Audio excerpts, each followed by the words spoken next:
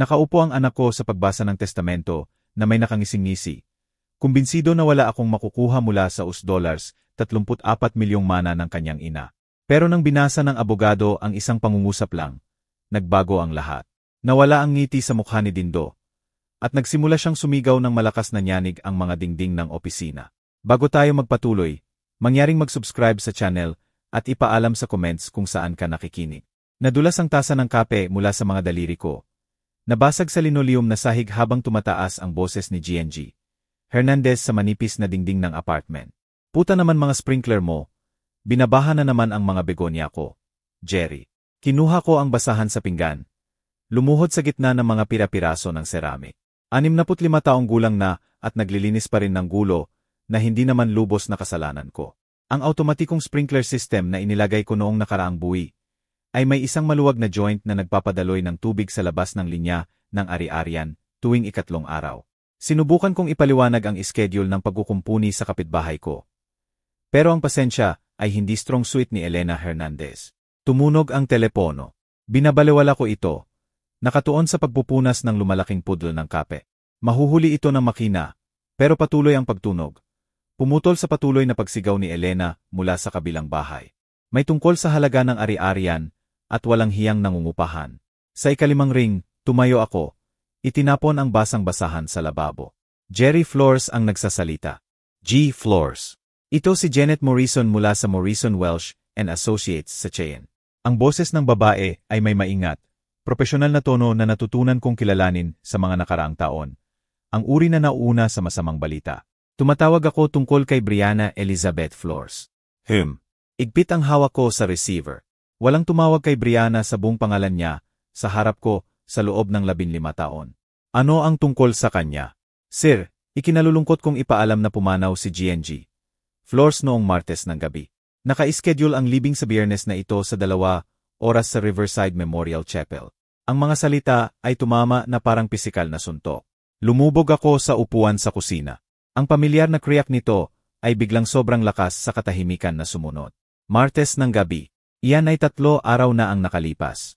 3 araw habang nag-alala ako tungkol sa sprinkler system at mansa ng kape. G. Flores, narito ka pa ba? Narito ako. Ang boses ko ay parang iba, malayo. Paano mo nakuha ang numero ko?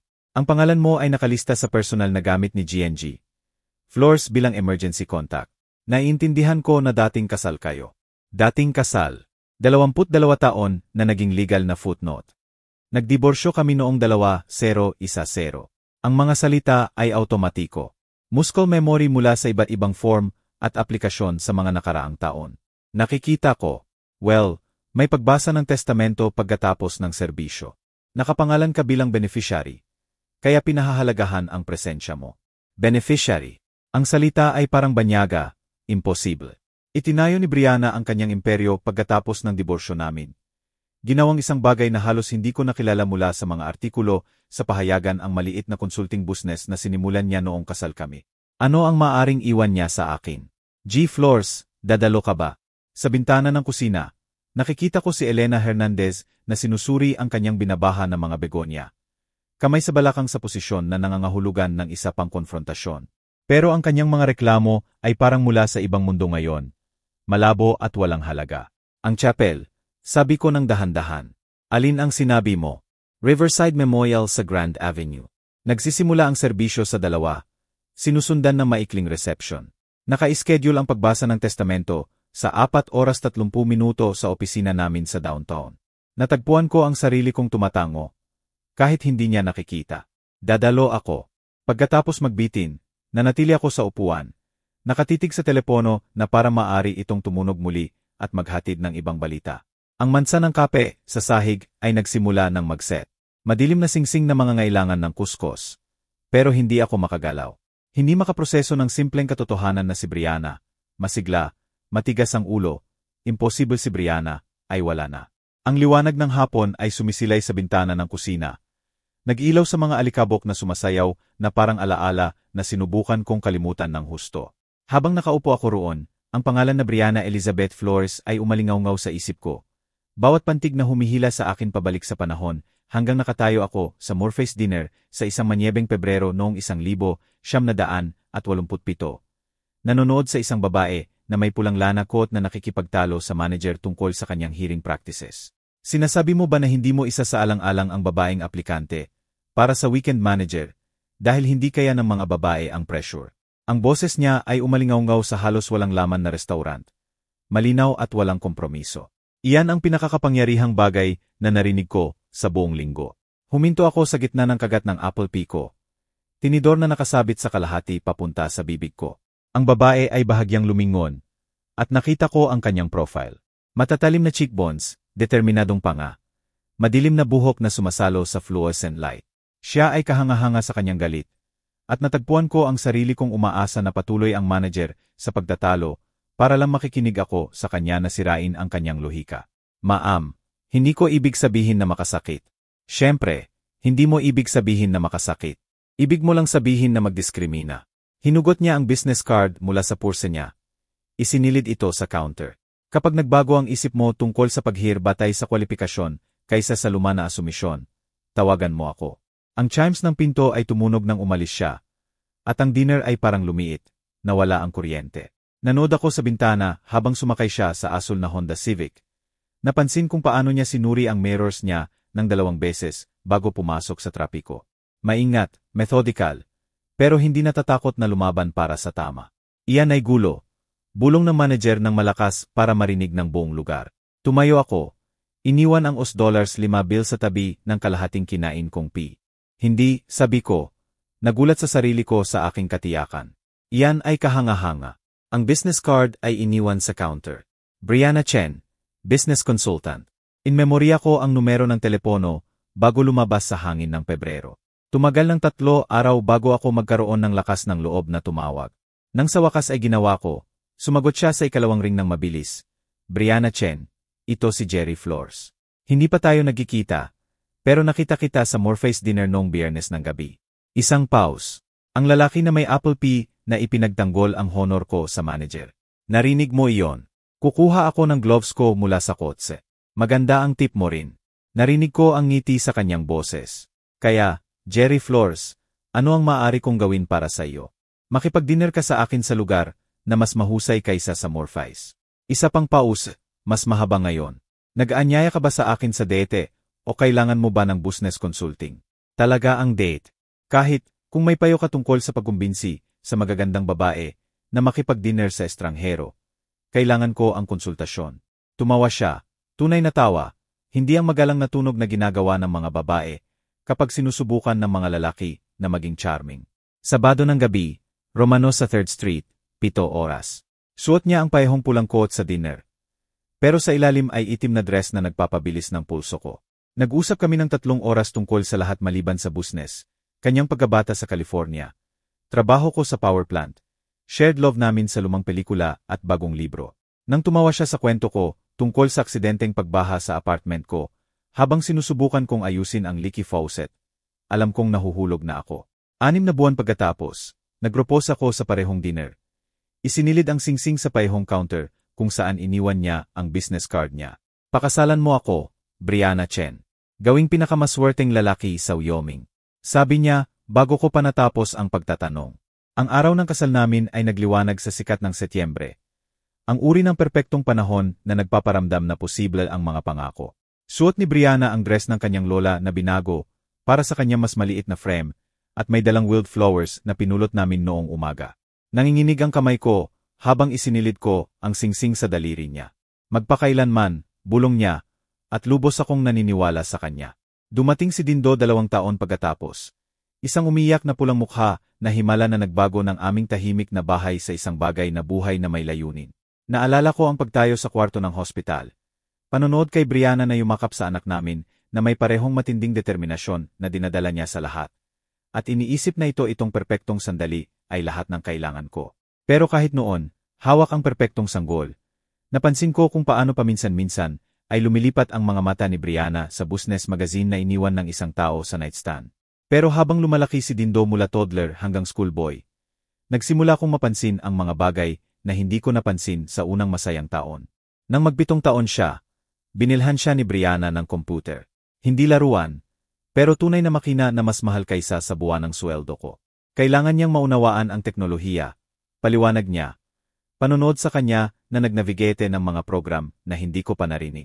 Ang hinaharap ay para sa mga bata na nag-iisip digitali. Iminungkahi kong turuan siyang mangisda sa halip. Tumawa siya, pero hindi mabait. Lumipat na kami noon sa Hillrest Avenue. Isang bahay na may 3 banyo at kitchen island na mas malaki kaysa sa lumang apartment namin. Ang consulting firm ni Brianna ay nakakuha ng kontrata sa isang mining consortium. At bigla, may pera kami para sa mga bagay na hindi ko naisip na kailangan. May housekeeper na 2 beses sa isang linggo. Ang refrigerator namin ay nagdidispense ng yelo sa pinto. Ang kwarto ni Dindo ay parang toy store. Hindi ba't kahanga-hanga ito? Tanong ni Brianna isang gabi. Itinuro ang bagong dining room namin na may crystal chandelier at mesa na para sa 12. Makakapag-entertain na tayo ng maayos. Namiss ko ang lumang kitchen table namin na may peklat mula sa mga taon ng coloring projects ni Dindo at late-night conversations namin. Ang bagong mesa ay sumasalamin ng liwanag na parang salamin. Nagpapakita ng bawat fingerprint, nangangailangan ng coaster at placemat. Ang entertaining ay nagsimula halos agad. Mga kasama sa business, potensyal na kliyente. Iba pang matagumpay na mag-asawa na ang usapan ay umiikot sa market share at investment strategies. Suot ko ang pinakamahusay kong shirt at sinusubukan kong makisali. Pero ang usapan tungkol sa hedge funds at corporate restructuring ay nagpaparamdam sa akin na parang nagsasalita ako ng banyaga na wika ng masama. Si Jerry ay nagtatrabaho sa power plant. Paliwanag ni Brianna kapag may nagtatanong. At narinig ko ang bagong bagay sa kanyang boses. Hindi pride, pero apologetic edge, na parang ang trabaho ko ay nangangailangan ng excuse. Si Dindo ay umunlad sa bagong mundo. Sa 1-0, maaari niyang talakayin ang computer programming sa tech-savvy clients ni Brianna. Sa 12, pinupunan niya ang wine choices sa mga restaurant na hindi ko kayang bayaran sa sarili ko. Sa 14 na, iniikot niya ang mata kapag iminungkahi kong family camping trips. Mas pinipili ang business conferences ni Brianna sa Denver at Salt Lake City. Hindi na unawaan ni Dad ang naging paborito niyang parirala. Karaniwang sinasabi na may exasperated side ng is na masyadong sopistikado para sa mundane concerns. Ang unang tunay na away ay dumating sa 15 TA birthday ni Dindo. Naglano si Brianna ng party na parang corporate networking event. Catered food, hired entertainment, guest list na puno ng business contacts at kanilang mga anak. Gusto ko ng mas simple. Siguro barbecue sa backyard namin kasama ang kanyang school friends. Nakakahiya ito, sabi ko sa kanya noong gabi bago. Panonood sa mga server na nag-aayos ng elaborate flower arrangements. 15 siya, hindi 50. Lumalaki siya sa ibang mundo kaysa sa atin, Jerry. Inayos niya ang centerpiece na may parehong precision na dinadala niya sa contract negotiations. Ang mga koneksyon na ito ay mahalaga. Ang mga relasyon na ito ay huhubog sa kanyang hinaharap. Paano kung maging bata lang? Lumingon siya sa akin ng buo. At sa isang sandali nakita ko ang isang bagay na malamig sa kanyang mata. Calculation kung saan dating init. Ang pagiging bata lang ay lutsuri na hindi natin kayang ibigay sa kanya. Ang mundo ay competitive. Either ihanda natin siyang manalo o ihanda natin siyang matalo. Iniisip ko ang sarili kong 15 TA birthday. Pangingisda kasama ang tatay ko. Homemade cake. Regalo na nakabalot sa newspaper comics. Ito ay perpekto sa kanyang simplicity.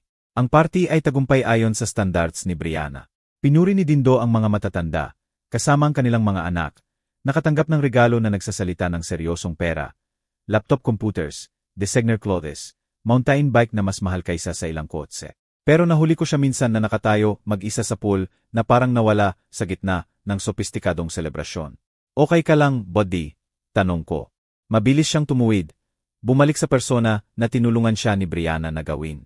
Siyempre, bakit hindi? Pero sa isang sandali, nakita ko ang nalilito na maliit na bata sa ilalim ng lahat ng premature sophistication. At nasira nito ang puso ko.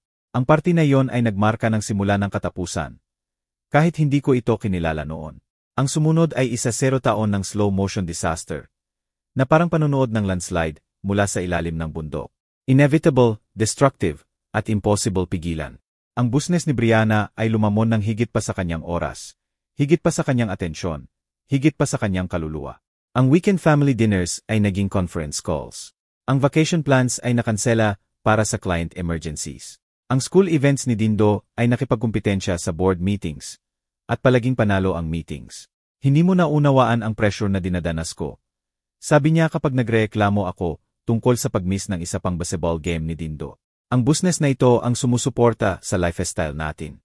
Kailangang may gumawa ng mahihirap na choices. Pero naunawaan ko ang pressure.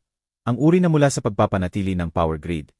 Mula sa pagsigurado na libu-libong tao ay may kuryente kapag nag-flip sila ng switches. Ang pagkakaiba ay ang pressure ko ay naglilingkod sa isang bagay na mas malaki kaysa sa sarili ko. Sa oras na nakagraduate si Dindo ng high school, siya ay naging estranghero sa akin. Ginawa siya ni Brianna na kanyang perpektong project. Matalim, ambisyoso, dismissive ng anumang hindi nagpapahusay sa kanyang prospects. Nang iminungkahi kong isaalang-alang niya ang trade school kasama ang college applications, tiningnan niya ako na parang iminungkahi kong maging medieval serf. Dad, iyan ang uri ng pag-iisip na humihila sa iyo pabalik. Sabi niya, 17 taong gulang at nagsasalita na parang business consultant. Nagsettle ka para sa mediocrity. Hindi ko gagawin ang mistake na iyan. Ang mga salita ay tumama na parang pisikal na suntok. Nagsettle para sa mediocrity. Na parang 25 taon ng pagpapanatili ng ilaw para sa komunidad namin ay walang kahulugan. Na parang ang pagiging steady, present father ay nakakahiya. Ang college ay nagpa-worsen ng lahat. Pumili si Dindo ng business school, alma mater ni Brianna. Naturally, at umuwi para sa holidays na puno ng theories tungkol sa market dynamics at personal optimization. Tiningnan niya ang bahay namin, buhay namin, values namin na may halos nakatago na contempt. Maaari kang gumawa ng higit pa, Dad, sabi niya, na parang ang contentment ko ay personal failing. Simula si Mom sa wala at nagtayo ng imperyo. Pareho ang trabaho mo sa loob ng 20 taon. May mga bagay na mas mahalaga kaysa sa pera. Sagot ko, pero tumigil na siya sa pakikinig. Ang huling pagsabog ay dumating sa kanyang senior year. Si Brianna ay nagtatrabaho ng 100 oras na linggo sa ilang malaking acquisition deal.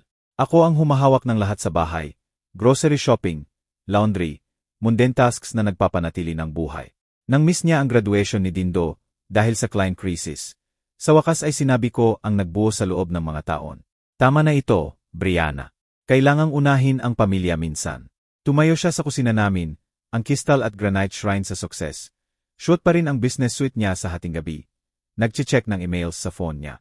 Huwag mo akong lecturean tungkol sa priorities. Lahat ng mayroon tayo, lahat ng na-achieve ni Dindo ay dahil sa trabaho ko. Paano ang lahat ng nawala natin? Tulad ng ano? Sa wakas ay tumingin siya mula sa phone niya. Tunay na nalilito. Tulad natin. Tulad ng pagiging pamilya sa halip na corporation. Tinitigan niya ako ng matagal. At nakita ko ang sagot ko sa mata niya bago siya nagsalita. Hindi na tayo pamilya. Kami ay business arrangement na lampas na sa usefulness nito. Siguro oras na nating tumigil sa pagpapanggap na gumagana ito. Sabi niya ng tahimik. Ang diborsyo ay tumagal ng 6 na buwan. Ang mga abogado ni Brianna ay efficient, professional, devastating. Nakuha ko ang bahay sa Maple Street, ang lumang starter home namin na pinanatili niya bilang rental property. At sapat na pera para mamuhay ng modestly. Nakuha niya ang lahat ng iba, kasama ang walang tanong na loyalty ni Dindo. Pinipigilan mo rin siya. Sabi sa akin ni Dindo sa isa sa huling usapan namin bago siya lumipat sa Denver para magtrabaho sa kumpanya ni Brianna. Lahat ng guilt na ito tungkol sa family values at simple living. Toxic iyan, Dad. Hindi ko na kaya. Ang negativity na iyan. Nakaupo ako mag-isa sa walang laman kong bahay pagkatapos. Napaligiran ng mga kahon ng alaala mula sa buhay na apparently walang kahulugan sa mga tao na pinakamahal ko. Ngayon 15 taon pagkatapos, ang liwanag ng hapon ay lumulubog sa labas ng bintana ng apartment ko. Ang kape ko ay lumamig na. Ang mga pira-piraso ng ceramic ay nakakalat pa rin sa sahig. Sa isang lugar sa bayan, naghahanda ang libing para sa babae na nangako sa akin ng magpakailanman. At wala akong ideya kung bakit naalala niya ang pangalan ko sa testamento niya. Ang 3 araw sa pagitan ng tawag ni Janet Morrison at ang libing ay lumipas sa kakaibang suspended state. Nilinis ko ang apartment ko ng 2 beses.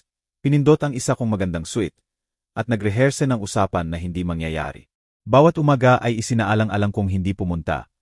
Pero bawat gabi ay natagpuan ko pa rin ang sarili kong committed sa pagbibigay ng respeto, kahit ano ang halaga. Dumating ang Biyernes na umaga na kulay abo at malamig. Tipikal na panahon ng Mayo sa Wyoming. Nakatayo ako sa harap ng salamin sa banyo. Inaayos ang tea na hindi ko suot sa loob ng 5 taon. Nagtataka kung ano ang isipin ni Brianna sa lalaki na naging ako. Ang reflection ay nagpapakita ng isang tao na mas matanda kaysa sa nararamdaman ko sa loob. Pilak na buhok kung saan dating kayumanggi. Mga linya na nagmamapa ng geography ng tahimik na disappointments. Ang biyahe papunta sa Riverside Memorial Chapel ay tumagal ng 20 minuto sa mga neighborhood na nagsasabi ng kwento ng economic divide ng Rock Springs. Ang modest apartment complex ko ay nagbigay daan sa middle-class subdivisions. Pagkatapos sa manicured lawns at stone facades kung saan nakatira ang circle ni Brianna. Ang chapel ay nakaupo sa burol na nakaharap sa bayan. Ang Gothic architecture nito ay nagmumungkahi ng permanence at prosperity. Mga kotse na nakalinya sa circular drive, Mercedes sedans, BMW SUVs, ilang Teslas na siguro mas mahal kaysa sa kinita ko sa pinakamahusay kong taon. Ipinarke ko ang 15 taong gulang kong Honda sa pagitan ng Lexus at Cadillac. Parang intruder sa selebrasyon ng iba. Ang interior ng chapel ay bumubulong ng pera. Mahogany pews, stained glass windows, bulaklak na inayos ng artistic precision. Hindi bababa sa 200 tao ang sumakop sa espasyo. Ang kanilang usapan ay lumilikha ng mababang home ng respectful morning na hinalo sa business networking. Kinilala ko ang ilang mukha mula sa business dinners na hinila ko ni Brianna noong kasal kami. Pero karamihan ay estranghero mula sa buhay na itinayo niya pagkatapos ko. Dumulas ako sa likod na pew. Umaasa na manatiling invisible hanggang matapos ang serbisyo. Pero ang bulong ay sumunod sa pagdating ko na parang ripples sa tahimik na tubig. Isang babae sa mahal na itim na suit ay sumiko sa kanyang kasama. Itinuro ng discreet sa direksyon ko. Nahuli ko ang mga piraso ng usapan. Ang ex-husband niya. Makapaniwala ka ba pagkatapos ng ginawa niya sa kanya? Ang mga kwento ay nagkaroon ng sariling buhay sa mga taon. Apparently, sa version na ito, ako ang villain na humila pabalik sa brilliant woman. Ang anchor na halos malunod ang ambitions niya. Natutunan ko ng matagal na huwag labanan ang mga narrative na naglilingkod sa pangangailangan ng iba para sa simpleng paliwanag. Dad. Ang boses ay pumutol sa murmur ng chapel na parang talim. Tumingin ako pataas upang makita si Dindo na nagmamartsa sa easel. Ang mukha niya ay mask ng disbelief at halos kontroladong galit. Sa 37, minana niya ang matatalim na features ni Brianna at commanding presence. Bihis sa suite na siguro mas mahal kaysa sa buwan ng upa ko. Tagumpay ay nagradyote mula sa kanya na parang init mula sa pavement. Mahal na relo, perpektong haircut, confident posture ng isang tao na hindi kailanman nagduda sa kanyang lugar sa mundo. Ano ang ginagawa mo dito? Ang boses niya ay umalingaw-ngaw sa chapel. Nagpapalingon ng ulo at nagpapatahimik ng usapan. Dahan-dahan akong tumayo, hinarap ang tingin niya. Dumating ako para magbigay ng respeto. Nawala mo ang karapatan na gawin iyan 15 taon na ang nakalipas. Lumapit siya, sapat na malapit na naamoy ko ang kulog niya. Isang bagay na sopistikado at aggressive. Hindi ka niya gusto dito. Siguro hindi, pero kailangan kong narito. Para sa ano? Para gawing madali ang konsensya mo. Para maglaro ng grieving with hour, para sa mga tao na alam eksakto kung anong uri ng asawa ka. Ang chapel ay ganap na tahimik na ngayon. 200 pares ng mata na nakatuon sa konfrontasyon namin na parang spectators sa sporting event. Naramdaman ko ang pamilyar na bigat ng judgment. Ang payahong pressure na sumufokete sa akin sa huling taon ng kasal namin. Pero sa pagkakataong ito ay iba ang isang bagay. Sa pagkakataong ito, wala akong natitirang mawala. Hindi ako narito para gumawa ng gulo, Dindo. Upo ako sa likod. Hindi ako makikipag-usap sa sinuman. Kapag natapos ang serbisyo, alis ako. Alis ka ngayon. Ang boses niya ay tumaas ng isa pang notch. Nagdudulot ng murmur ng approval mula sa crowd. Pinahiya mo siya ng sapat noong buhay pa siya. Huwag mo nang dagdagan sa pamamagitan ng pagpapanggap na nagluluksa sa kamatayan niya. Nanatili akong nakatayo, hawak ang stare niya. Sa paligid namin, ang chapel ay buzzing na may anticipation. May umubo. Isang cellphone ay nag-vibrate sa kahoy. Bago ako makasagot, lumingon si Dindo para harapin ang mga mourners. Ang boses niya ay may practiced authority ng isang tao na sanay sa pag-command ng rooms. Humihiling ako ng paumanhin sa disruption na ito sa oras na dapat ay remembrance. Itinuro niya ako ng casual dismissal ng isang tao na nagpapalas ng langaw. Ang tatay ko ay parang nakalimutan na ang diborsyo ay nangangahulugan na hindi ka na pamilya. Ilang tao ang tumango. May bumulong ng agreement. Naramdaman ko ang init na tumataas sa pisngi ko, pero pinilit kong manatiling kalmado. Para sa mga hindi nakakaalam, patuloy ni Dindo na nag-iinit sa tema niya. Ito si Jerry Flores, ang lalaki na gumugol ng 22 taon na humihila pabalik sa isa sa pinakabrilliant na babae na nakilala ng bayang ito. Habang nagdatayo si inay ng imperyo na nag-employ ng daan-daang tao, Siya ay kontento sa pag-punch ng time clock at nagrereklamo tungkol sa ambitions niya. Dindo, tama na. Ang mga salita ay lumabas ng mas matigas kaysa sa inilaan ko. Dahil ba iniisip ko na ang mga tao na ito ay karapat-dapat na maunawaan kung bakit ka talaga narito. Lumingon siya pabalik sa crowd. Isang prosecutor na humaharap sa jury. Kinuha niya ang kalahati ng assets niya sa diborsyo, kahit walang kontribusyon sa sukses niya.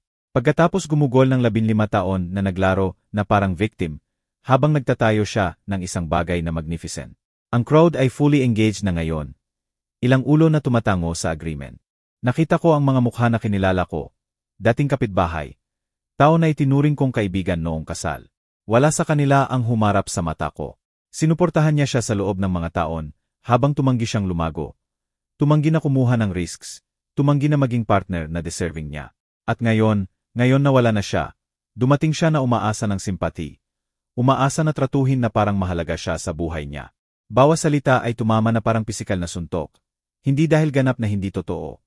Pero dahil binawasan nito ang 22 taon ng kasal sa simpleng kwento ng failure at blame. Iniisip ko ang pagdepensa sa sarili ko.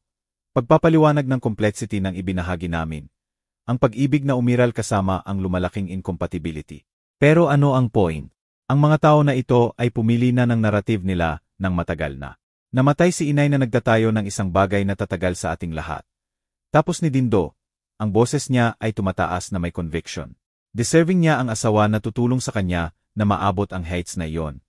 Hindi isa na sinusubukan siyang hilahin pababa sa level niya. Ang chapel ay nahulog sa katahimikan. Nakatayo ako roon, ganap na exposed, nararamdaman ang bigat ng 200 judgmental stars. Bahagi ko ay gustong umalis, para iwasan ang patuloy na humiliasyon. Pero isa pang bahagi, ang bahagi na nagmamahal kay Brianna Chen ng higit sa anumang bagay sa mundo, tumanggi na palisin mula sa huling paalam niya. Tapos ka na ba? Tanong ko ng tahimik. Ang mata ni Dindo ay kumislap na may surprise. Inaasahan niyang gumuho ako, lumayas sa kahihiyan. Nang manatili akong nakatayo, ang confidence niya ay kumislap sa isang sandali. Minahal ko ang nanay mo sa loob ng 40 taon. Sabi ko, ang boses ko ay malinaw na umalingaw-ngaw sa tahimik na chapel. 22 sa kanila bilang asawa niya. 18 pa bilang isang tao na nagnanais sa kanya ng mabuti. Kahit ang lahat ng nagkamali sa pagitan namin. Hindi ako narito para gumawa ng claims o demand recognition. Narito ako dahil minsan ay gumawa tayo ng promises sa isa't isa na mahalaga. At pinipili kong igalang ang memory na iyon. Naupo ako pabalik, pinagsalikop ang kamay ko sa lap ko. Sa paligid ko. Ang katahimikan ay nagtagal ng uncomfortable. Si Dindo ay nakatayo na frozen sa easel. Apparently hindi handa sa resistance sa public trial niya. Magsisimula ang serbisyo sa loob ng 5 minuto.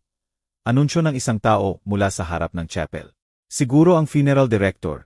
Sinusubukan na ibalik ang order sa maingat na orchestrated event niya. Binigyan ako ni Dindo ng huling tingin ng contempt bago nagmartsa patungo sa front pew.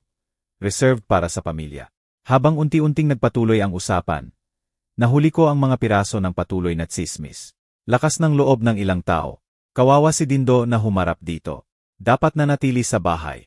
Pero nanatili ako sa eulogy na nagpinta kay Brianna bilang visionary na nag-overcome ng obstacles para ma-achieve ang greatness. Sa readings mula sa business associates na nagsalita ng leadership at innovation niya. Sa musical selections na nagbigay diin sa triumph over adversity. Nang matapos, ang mga tao ay nagdaan na nagbibigay ng condolences kay Dindo habang pointedly binabalewala ako. Naghintay ako hanggang halos walang laman ang chapel bago tumayo para umalis. G. Floors. Isang lalaki sa mahal na suite ang lumapit, middle-aged, professional, may leather briefcase. Dan Morrison mula sa Morrison Welsh and Associates. Maaari ba akong makipag-usap? Habang lumulubog ang huling AYMN at ang funeral director ay lumapit na may closing remarks. Naramdaman ko ang pamilyar na bigat ng exhaustion na lumulubog sa akin na parang mabigat na quote. Ang ordeal ay halos tapos na. Sa ilang minuto, maaari akong dumula sa side door. Magmaneho pawi sa tahimik kong apartment. At subukang kalimutan ang buong nakakahiyang experience. Sa paligid ko, ang mga tao ay nagsasama-sama ng kanilang gamit, purses, programs, subtle restlessness na nagpapahiwatig ng end ng formal event. Si Dindo ay nakatayo malapit sa harap. Tumatanggap ng condolences na may practiced grace ng isang tao na sanay sa pagiging center ng attention. Ilang tao ang tumingin sa akin. Pero karamihan ay itinuring na ako na irrelevant sa proceedings ng araw. Hinahawakan ko ang jacket ko nang may boses na huminto sa akin. G. Floors. Lumapit si Dan Morrison na may measured steps. Ang mahal niyang suite ay impeccable kahit ang mahabang ceremony. Malapit, mukha siyang mas bata kaysa sa inaasahan ko. Siguro 50, na may matatalim na mata sa likod ng wear-rimmed glasses, at confident bearing na mula sa mga taon ng paghawak ng affairs ng mayayamang clients. Ikinalulungkot ko ang pagkawala mo, sabi niya, inilahad ang kamay niya. Dan Morrison, Welsh Associates. Nag-usap kami ng maikli pagkatapos ng serbisyo. Salamat. Hinawakan ko ang kamay niya. Napansin ang firm grip at direct gaze. Maganda ang serbisyo. Talagang pinahahalagahan ito ni Brianna. Siya ay very specific tungkol sa final arrangements niya. Nagpausa siya. Tumingin sa paligid ng lumulubog na chapel. Nagtataka ko kung maaari akong makipag-usap sa iyo at kay Dindo. May mga bagay na kailangang talakayin tungkol sa estate ni G&G, Floors. Bago ako makasagot, lumitaw si Dindo sa balikat ko. Ang ekspresyon niya ay nag-shift mula practice grief patungo sa alert interest. Dan, sa wakas, nagtataka ako kung kailan natin hahawakan ang business side ng mga bagay. Siyempre, Dindo, ang mga bagay na ito ay nangangailangan ng careful attention. Ang boses ni Dan ay may measured tone ng isang tao na sanay sa paghahatid ng mahalagang balita. Gusto kong pumunta kayong dalawa sa opisina ko para sa pagbasa ng testamento ng nanay mo. Paeho tayo. Tumaas ang kilay ni Dindo. Kailangan ba iyan? Ibig sabihin, siya ay hindi. Itinuro niya ng vage sa direksyon ko. Ang tatay mo ay specifically named sa testamento, Dindo. Ang presensya niya ay required by law. Naramdaman ko ang flutter ng surprise. Named sa testamento. Iyan ay mukhang unlikely given everything na nagdaan sa pagitan namin ni Brianna. Mas malamang na minor formality. Siguro pagpapatawad sa lumang utang o pagkumpirma na wala akong claim sa estate niya. Hindi ko iniisip na kailangan iyan. Sabi ko ng tahimik. Sigurado akong formality lang iyan. Hindi mo ako kailangan roon. Ang mata ni Dan ay humarap sa akin ng direct. Natatakot ako na kailangan ko. G. Floors. Si G&G. Floors ay very specific tungkol sa kung sino ang dapat naroroon para sa pagbasa. Pero pareho kayo ni Dindo ay kailangang narito. Isang bagay sa tono niya ay nagmumungkahi na hindi ito negotiable. Si Dindo ay mukhang annoyed, pero nagshrug na may casual confidence ng isang tao na alam na wala siyang dapat ipag-alala. Sige, tapusin natin ito. Lumingon siya sa akin na may halos nakatago na impatience. Subukang huwag gawing mas mahirap kaysa sa kailangan. Ang lakad papunta sa opisina ni Dan ay tumagal sa amin ng 3 blocks sa downtown Rock Springs.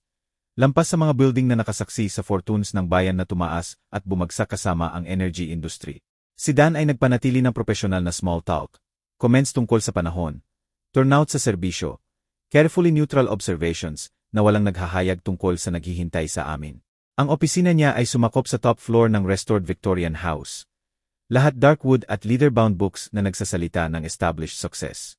Mga certificate at diploma ang nakalinya sa walls.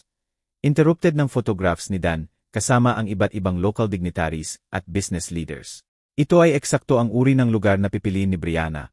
Prestigious pero hindi ostentatious. Successful pero respectful ng tradition. Mangyaring maupo. Itinuro ni Dan ang 2 leather chairs na posisyon sa harap ng mahogany desk niya. Inangkin ni Dindo ang chair na pinakamalapit kay Dan. Iniwan ako sa isa na bahagyang sa side, na mukhang appropriate given ang peripheral status ko sa proceedings na ito. Si Dan ay lumubog sa likod ng desk niya at binuksan ang makapal na file folder. Hinugot ang ilang legal documents na may careful precision ng isang tao na gumawa nito ng ritual ng maraming beses. Ang liwanag ng hapon ay sumisilay sa matataas na windows. Nag-ilaw sa dust motes na sumasayaw na parang maliit na spirits sa biglang tahimik na kwarto. Bago tayo magsimula, sabi ni Dan, inaayos ang glasses niya. Gusto kong ipahayag muli ang condolences ko. Si Brianna ay hindi lang valued client, pero isang tao na itinuring kong kaibigan. Ang pagkawala niya ay deeply felt ng lahat na nakakilala sa kanya. Tumango si Dindo ng solemn. Nanatili akong tahimik, hindi sigurado kung anong response ang inaasahan mula sa isang tao na ang relasyon sa namatay ay complicated. Itinaas ni Dan ang top document. Ilang pages na bound na may blue backing, at linawin ang lalamunan. Ito ang last will and testament ni Brianna Elizabeth Floors na executed noong March 15, 2024 at properly witnessed ayon sa Wyoming State Law. Ang testamento ay supersedes lahat ng previous wills at codicils noong 14 na buwan na lang ang nakalipas. Nagtataka ko kung ano ang nag-udyok kay Brianna na i-update ang testamento niya ng kamakailan.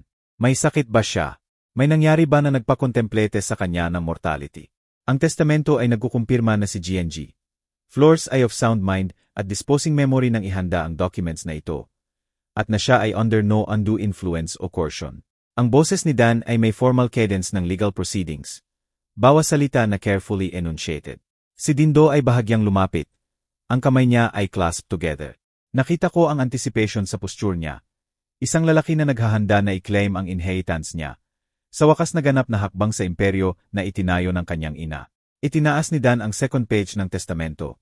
Ang reading glasses niya ay sumalo sa liwanag ng hapon habang nagpatuloy siya sa measured professional tone niya. I hereby make the following specific bequests and devices. Binasa niya. Ang boses niya steady at clear. Sa aking beloved son, Dindo Michael Flores, iniiwan ko ang family home sa 800 at 47 Hillrest Avenue, kasama ang lahat ng furnishings, artwork, at personal property na naroroon. Ngumiti si Dindo, satisfied expression na lumaganap sa mukha niya.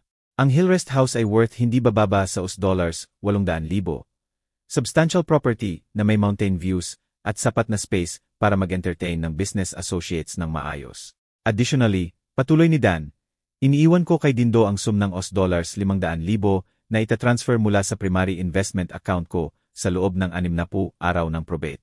500,000 plus ang bahay. Pinanood ko ang reaction ni Dindo ng maingat. Napansin kung paano kumislap ang ngiti niya sa edges. List siya, surely, pero nakita ko siyang nagkakalkulate sa ulo niya. $500,000 ay significant money, pero ang business empire ni Brianna ay worth far more than that. Nasaan ang iba? Nasaan ang company? Iyan ay wonderful. Siyempre, sabi ni Dindo, ang boses niya ay may note ng uncertainty na sinusubukan niyang itago. Pero paano ang business interests ni Mom? Ang company. Itinigil ni Dan ang first page at itinaas ang second. Ang expression niya ay nanatiling professionally neutral. Nagpapatuloy ako sa specific bequests, Dindo. Mangyaring payagan akong tapusin ang pagbasa ng relevant sections. Nag-shift ako sa chair ko. Nararamdaman na lalong parang intruder na nakasaksi ng private family moment. $500,000 ay more money kaysa sa nakita ko sa ilang lifetimes. Kasamang bahay, si Dindo ay nakatanggap ng inheritance na magsiset up sa kanya ng comfortable sa loob ng mga taon. Mukhang appropriate, natural pa. Siya ang anak ni Brianna, ang chosen successor niya sa buhay. Ang tao na ginroom niya na maunawaan ang mundo niya. Ang bequest kay Dindo, patuloy ni Dan, kasama ang following conditions. Ang inheritance ay contingent sa continued employment niya sa Flores Consulting Solutions para sa minimum ng 2 taon pagkatapos ng date ng execution ng testamento na ito, o hanggang sa may benta o madissolve ang company. Ngayon si Dindo ay mukhang genuinely confused. Conditions. Anong uri ng conditions? At ano ang ibig sabihin mo hanggang may benta ang company?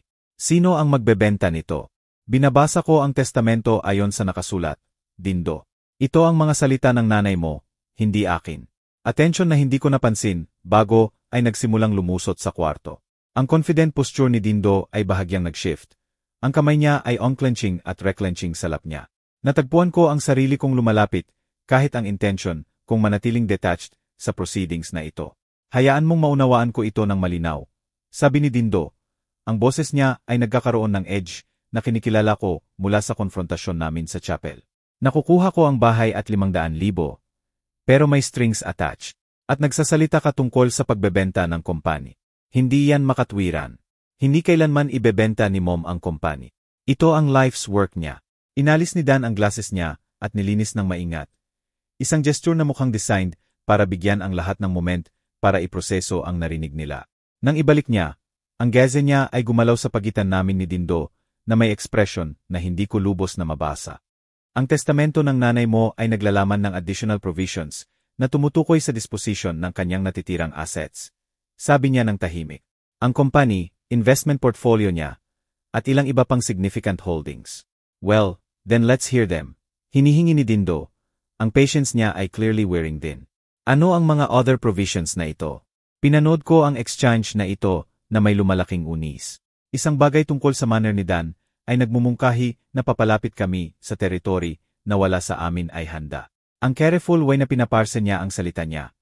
Ang bahagyang apologetic tone na lumulusot sa boses niya. Ito ay nagpaalala sa akin ng paraan ng pagsasalita ng doctors kapag may difficult news na ihahatid.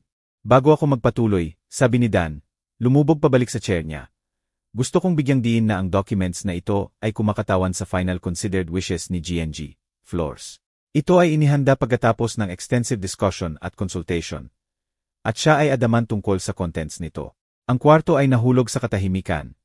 Maliban sa tick ng antique clock sa bookshelf ni Dan.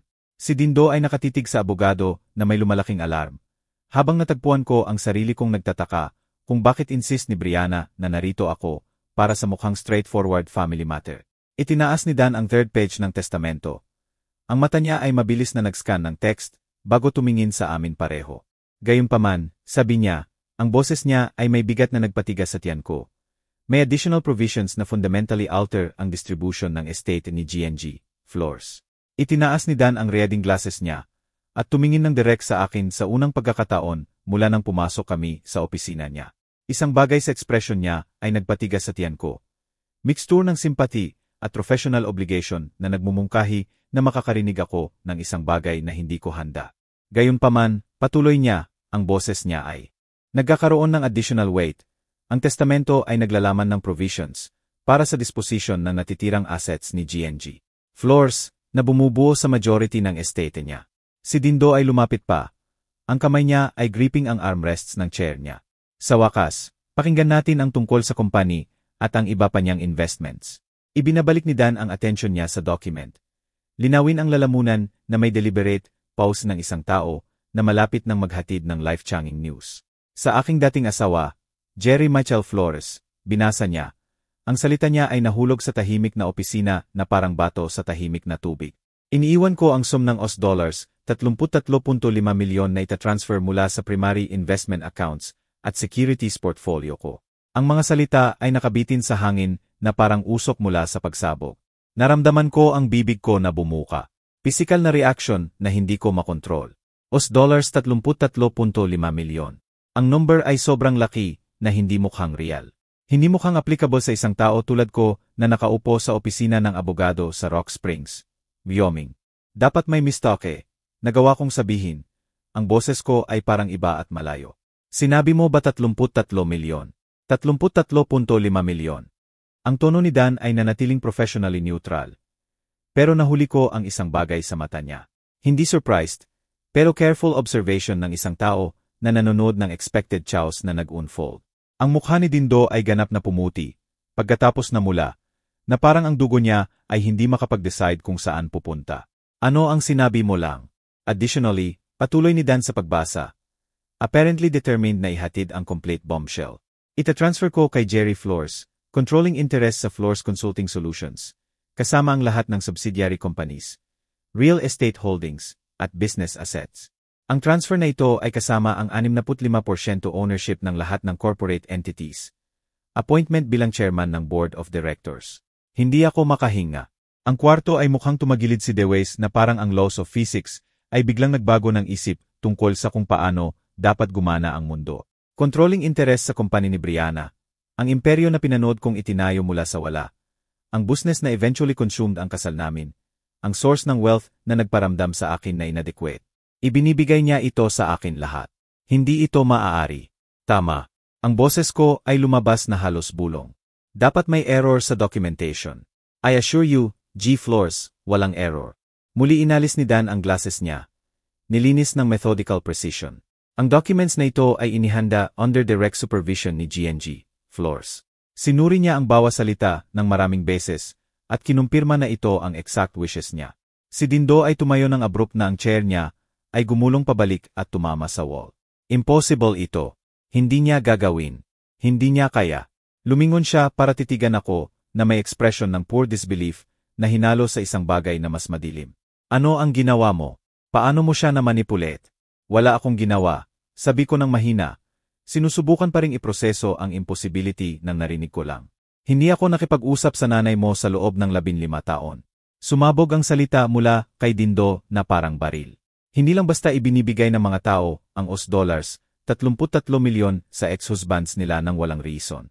Dapat nakarating ka sa kanya somehow. Kinumbinsi siya nang may sakit siya, nang hindi siya clear thinking.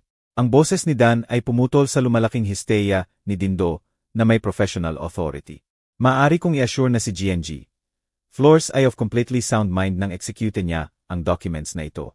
Sumailalim siya sa thorough mental competency evaluation, specifically para pigilan ang future challenges sa validity ng testamento. Nakaupo akong frozen sa chair ko. Pinanood ang scene na ito na nag-unfold na parang nangyayari ito sa iba. Ang numbers na binasa ni Dan, $33.5 milyon, controlling interest sa multimillion-dollar company, ay belong sa ibang universe kaysa sa isa kung saan nag-aalala ako tungkol sa grocery bills at car repairs. Pero bakit? Tanong ko. Ang tanong ay lumabas mula sa deep place ng confusion at disbelief. Bakit niya ito gagawin? Pinagsama-sama ni Dan ang testamento documents sa neat stack. Ang movements niya careful at deliberate. Si GNG, Flores ay nag-iwan ng specific instructions tungkol sa tanong na iyan. G. Flores. Hiniling niya na ibahagi ko ang personal message sa iyo pagkatapos basahin ang provisions na ito. Ang mukha ni Dindo ay contorted na may rage at betrayal. Personal message. Iniwan niya siya ng personal message, pero pinutol ako sa lahat na mahalaga. Nakatanggap ka ng substantial inheritance, Dindo. Kalmado sagot ni Dan. $500,000 sa valuable property ay kumakatawan sa more wealth kaysa sa nakikita ng karamihan sa lifetimes nila. Compared sa makukuha niya, itinuro ni Dindo sa akin na may nanginginig na daliri. Nagsasalita ka tungkol sa hundreds of millions sa total assets. Ang company lang ay worth more than everything else combined. Ang kwarto ay pulsing na may tension na sobrang thick na maaari kong lasapin. Sa isang lugar sa back ng isip ko, napagtanto ko na ang buong buhay ko ay biglang nagbago sa ways na hindi ko pa masisimulan maunawaan. Pero ang focus ko lang ay ang impossible fact na si Brianna, matigas ang ulo, ambisyoso si Brianna, na lumaki na mag-resent sa lahat na kinakatawan ko, ay somehow decided na ibigay sa akin ang lahat na itinayo niya. Iyan nang ganap na nawala sa kontrol si Dindo. Ito ay fraud, sigaw niya. Ang boses niya ay cracking na may rage. Criminal fraud. Na-manipulate siya, coerced, mentally compromised. Umikot siya patungo sa akin. Ang mukha niya twisted na may fury at disbelief. May ginawa ka sa kanya. Walang ibang explanation. Lumubog ako pabalik sa chair ko, overwhelmed sa violence ng reaction niya. Dindo, isinusumpa ko sa iyo, wala akong kontak sa nanay mo. Hindi ko man lang alam na may sakit siya. Sinungaling. Isinampal niya ang palm niya sa desk ni Dan. Nagpadala ng papers na nagkalat. Walang basta ibinibigay ang lahat na itinayo nila sa isang tao na umabandona sa pamilya nila. Isang tao na hindi man lang nag-abala na tumawag nang namamatay siya. Hindi siya umabandona sa sinuman. Sabi ko ng tahimik, nakahanap ng small reserve ng strength. Natapos ang kasal namin. Pero iyan ay nangangahulugan eksakto iyan. Ang boses ni Dindo ay tumaas sa near shriek. Umalis ka sa amin. Kinuha mo ang pathetic settlement mo at nawala sa pathetic little life mo habang nagtatayo siya ng imperyo. At ngayon gusto mong paniwalaan ko na bigla niyang decided na ibigay lahat sa iyo. Ang boses ni Dan ay pumutol sa chaos na may professional authority. G. Flores Dindo, naunawaan ko na difficult news ito. Pero kailangan kong insist na control mo ang sarili mo. Ito ang clearly stated wishes ng nanay mo, executed na may full legal authority. Umikot si Dindo patungo sa abogado, ang mata niya blazing. Gusto ko ang bawat document na suriin. Gusto ko ang psychiatric evaluations. Gusto ko malaman ang bawat single contact ng lalaking ito sa nanay ko sa nakaraang 5 taon. Walang contacts, kalmado sagot ni Dan. Si GNG. Flores ay ginawang very clear, iyan nang ipaliwanag niya ang decision niya. Ipinaliwanag ang decision niya. Ang tawa ni Dindo ay bitter at sharp. Kaya, ipinaliwanag niya kung bakit decided niyang betray ang only son niya at ibigay lahat sa lalaki na sumira sa unang kasal niya. Iniwan niya ang personal message para sa tatay mo. Ang salitang father ay tumama kay Dindo na parang pisikal na suntok. Sa isang sandali ang rage niya ay kumislap at isang bagay pa ang lumitaw. Pain na sobrang deep na nasaktan ang dibdib ko. Pagkatapos bumalik ang fury, doubled in intensity. Hindi siya ang tatay ko, snaling ni Dindo. Ang tatay ko ay naroroon ng kailangan siya. Ang tatay ko ay sumuporta sa dreams niya, sa halip na subukang hilahin siya pababa. Lumingon siya pabalik sa akin. Ang mukha niya contorted na may years ng accumulated resentment. Wala ka ng iba kundi failed man na hindi makayang maging maried sa isang tao na mas mahusay kaysa sa iyo. Bawat salita ay tumama na parang knife thrust, hindi dahil ganap na hindi totoo, pero dahil may sapat na truth para makakuha ng dugo. Naramdaman ko ang inadequacy sa huling taon na iyon. Nag-struggle ako sa sukses ni Brianna. Ako ang isa na hindi makapag-adapt sa mundo na ginagawa niya. Siguro tama ka, Sabi ko ng tahimik. Siguro hindi ako ang asawa na deserving niya. Pero hindi ko hiniling ito. Hindi ko inaasahan ito. Inaasahan. Ang boses ni Dindo ay umakyat ng isa pang octave. Inorchestrate mo ito. Somehow, someway nakarating ka sa kanya nang vulnerable siya. Nang may sakit siya o takot. O tama na iyan. Interrupt ni Dan. Ang professional patience niya sa wakas ay nagpapakita ng strain. Si GNG. Flores ay hindi sick ni vulnerable nang gawin niya ang decisions na ito. Siya ay, in fact, more determined at clear-minded kaysa sa nakita ko kailanman. Kung gayon bakit? Hinihingi ni Dindo. Ang boses niya ay bahagyang breaking. Bakit niya ito gagawin sa akin? Ako ang lahat na gusto niyang maging ako. Nagtrabaho ako para sa kumpanya niya. Nabuhay ako sa buhay na plano niya para sa akin. Naging ako ang anak na maipagmamalaki niya. Ang pain sa boses niya ay pumutol sa sarili kong shock. Kahit ang lahat, ang taon ng hostility, public humiliation, bitter accusations, nakita ko siya ng malinaw sa isang sandali. Isang lalaki na gumugol ng buong adult life niya na sinusubukan na kitain ang approval ng nanay niya. Only to discover na ibinigay niya ang ultimate validation niya sa iba. Iniwan niya ang message na nagpapaliwanag ng reasoning niya. Sabi ni Dan ng mahinahon. Gusto mo bang basahin ko ito? Ang kamay ni Dindo ay nanginginig na ngayon. Ang buong katawan niya vibrating na may suppressed rage at grief. Message. Hindi niya maipaliwanag ito sa mukha ko. Pero iniwan niya ang message para sa kanya. Ang message ay tumutukoy sa inyo pareho. Actually. Ito ay meant na ibahagi pagkatapos ng pagbasa ng testamento. Nakita ko ang boses ko. Kahit lumabas ito na hoarse at uncertain. Siguro pakinggan natin kung ano ang sinabi niya. Ang mata ni Dindo ay nakakandado sa akin na may poor hatred. Wala kang karapatan na gumawa ng decisions dito. Wala kang karapatan sa alinman nito. Pero kahit nagsasalita siya, nakita ko ang desperate need sa expression niya. Ang need na maunawaan kung bakit pinili ng nanay niya na sirain ang lahat na pinaniwalaan niya tungkol sa lugar niya sa mundo niya. Si Dan ay nakarating na sa isa pang envelope. Isa na may personal message na nakasulat sa harap sa familiar handwriting ni Brianna. Itinaas ni Dan ang kamay niya.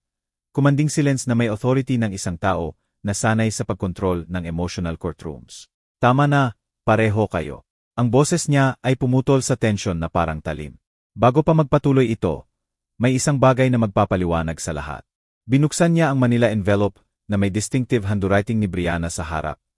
Hinugot ang ilang pages ng cream-colored stationery. Alam ni Brianna na difficult ang moment na ito. Hiniling niya na basahin ko ito personal message pagkatapos ianunsyo ang testamento. Si Dindo ay lumubog pabalik sa chair niya. Ang rage niya momentarily displaced ng desperate curiosity. Nanatili akong frozen, natatakot na umasa sa understanding. Pero desperate sa anumang explanation na makakapagsense ng impossible situation na ito. Linawin ni Dan ang lalamunan niya at nagsimulang magbasa sa sariling salita ni Brianna. Pinakamamahal kong Jerry, kung naririnig mo ito, ibig sabihin wala na ako.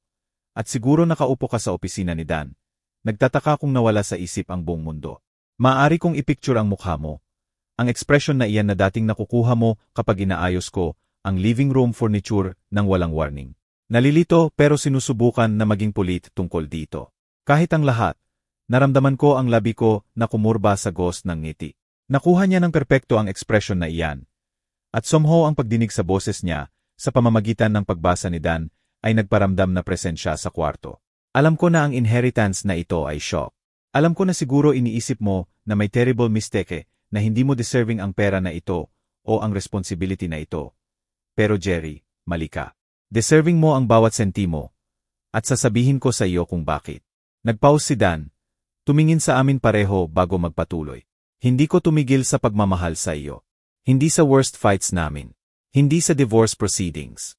Hindi sa 15 taon na matigas na silence. Galit ako sa iyo dahil hindi mo naunawaan ang ambitions ko. Pero mas galit ako sa sarili ko dahil pinili ko ang ambitions na yon kaysa sa kasal natin. Sinubukan mong iligtas tayo, Jerry. Hiniling mo sa akin na humanap ng balance, na alalahanin ang mahalaga. Masyado akong proud at takot na makinig. Ang mga salita ay tumama sa akin na parang pisikal na suntok.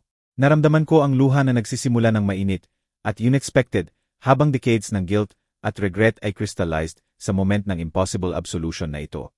Dindo, patuloy ang message. At nakita ko ang ulo ng anak ko na snap up sa pagdinig ng pangalan niya. Aking maganda, brilliant boy. Alam ko na galit ka ngayon.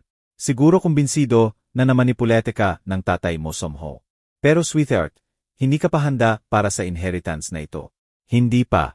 Ang mukha ni Dindo ay pumuti, pagkatapos na mula, cycling sa emotions ng masyadong mabilis para i-track. Nabuhay ka sa buong adult life mo sa shadow ng sukses ko. Tinatanggap ang benefits ng walang understanding. Ang responsibility. Hindi ka pa kailanman nagtayo ng isang bagay mula sa wala. Hindi kailanman gumawa ng hard choices na kailangan ng wealth. More importantly, gumugol ka ng 15 taon na kinamumuhian ang Goodman para sa crimes na hindi niya ginawa. Hindi yan totoo, bulong ni Dindo.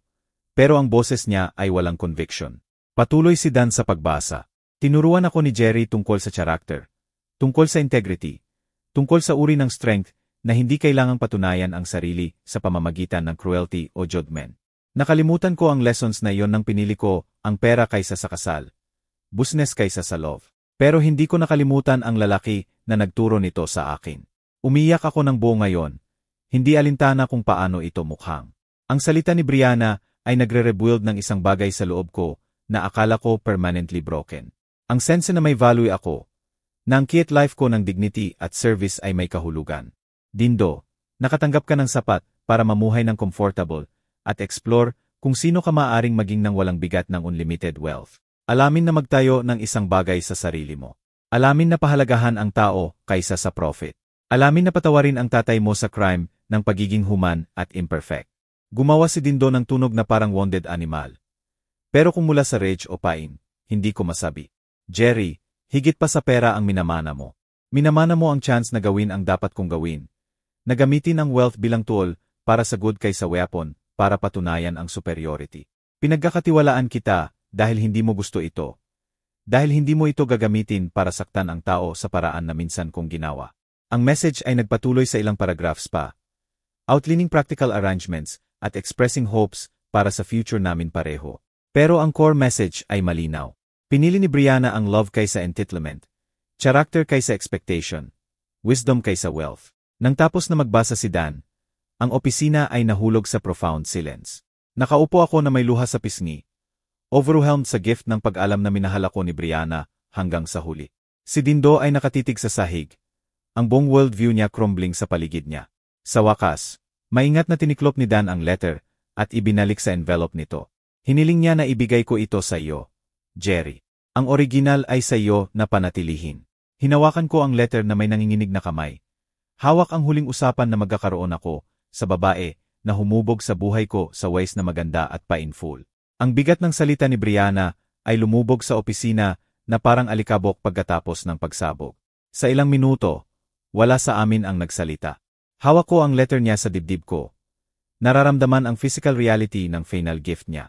Hindi lang ang pera, pero ang restoration ng worth ko sa mata niya. At more importantly, sa sarili ko. Si Dindo ang unang sumira sa katahimikan. Hindi pa tapos ito, sabi niya ng tahimik, pero nawala ang fire sa boses niya.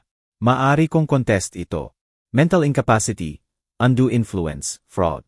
May ways para challenge ang testamento. Tiningnan ko siya, talagang tiningnan siya. Sa unang pagkakataon mula nang pumasok kami sa opisina ni Dan. Nakita ko ang isang lalaki na gumugol ng buong buhay niya na inaasahan na yumuko ang mundo sa wishes niya. Na hindi kailanman natutunan na ang love ay hindi maaring minana o demanded, only earned. Maaari mong subukan, sabi ko ng mahinahon. Pero tama ang nanay mo, Dindo. Hindi ka pa handa para sa responsibility na ito. At ikaw ba? Ang tawa niya ay bitter, hollow.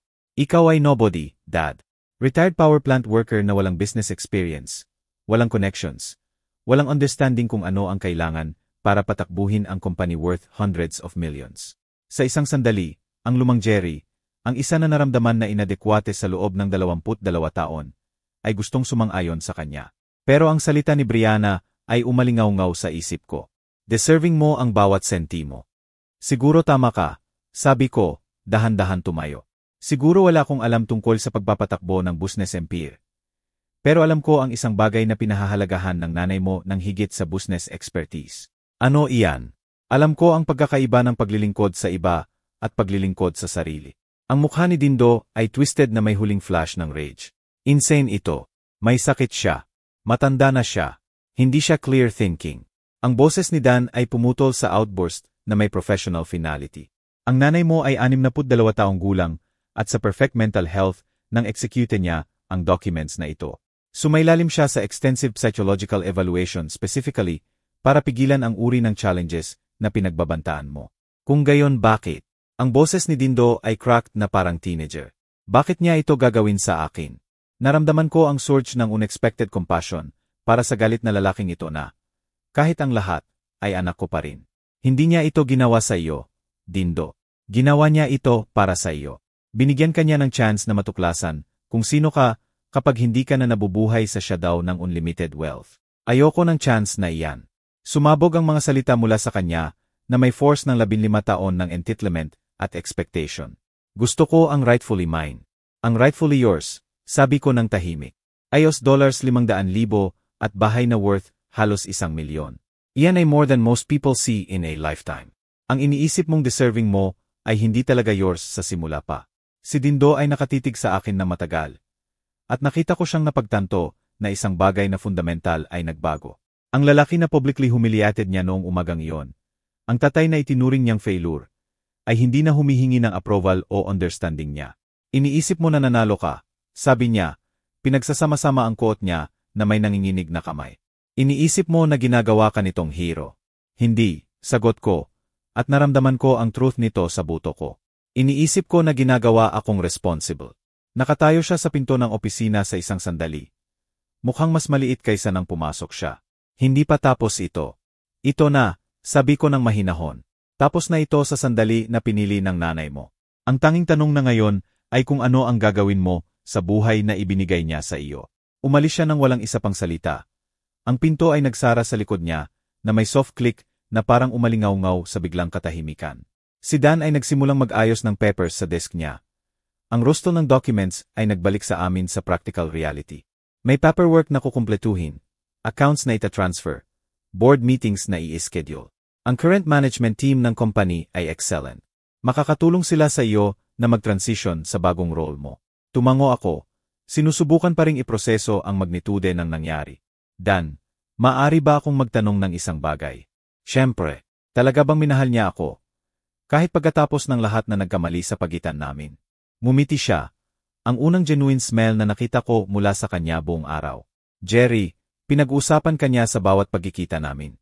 Hindi tungkol sa diborsyo, hindi tungkol sa problems. Tungkol sa lalaki na nagturo sa kanya na ang sukses ng walang karakter ay mahal lang na failure. Lumabas ako sa opisina na ibang tao kaysa sa pumasok. Ang sikat ng hapon ay mas mainit, ang hangin mas malinis. May trabaho akong gagawin, responsibilities na yakapin, kumpanya na aralin at pagbutihin. Pero sa unang pagkakataon sa loob ng 15 taon, naramdaman kong worthy ako ng challenge. Justice, na pagtanto ko, ay hindi tungkol sa revenge o vindication. Ito ay tungkol sa recognition. Ang recognition na ang character ay mas mahalaga kaysa sa credentials. Na ang patience ay tatagal sa entitlement. At na ang love, tunay na love, ay hindi talaga namamatay. Nakita yon lahat ni Brianna, at sa huling act niya, binigyan niya ako ng chance na patunayan siyang tama. Kung gusto mo ang kwentong ito, mangyaring i-like ang video na ito, mag-subscribe sa channel, at ibahagi ang impressions mo sa kwentong ito sa comments. Para makinig sa susunod na kwento, i-click ang box sa kaliwa. Salamat sa panonood.